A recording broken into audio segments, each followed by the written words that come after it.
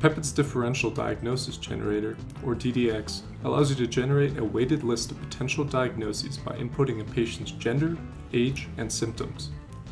To begin, click on the DDX tool within your suite of choice.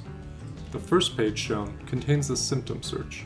For example, searching and selecting chest pain general, you can see that chest pain has a number of subsystems that are listed.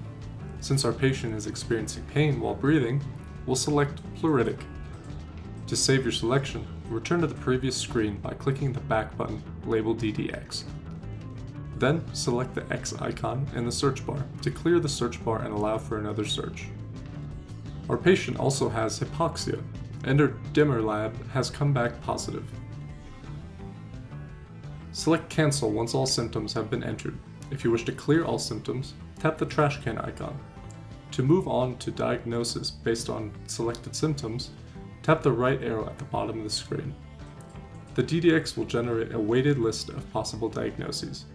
In this case, pulmonary embolism is the most likely condition as it has the highest number from 1 to 5. Additional filtering options are available by clicking the filter icon at the bottom of the screen. You'll notice that pulmonary embolism is blue, as it is a link. Since that diagnosis was given a rating of 5 probability, you could select it. This will take you directly to detailed information on pulmonary embolism in the PEPID database.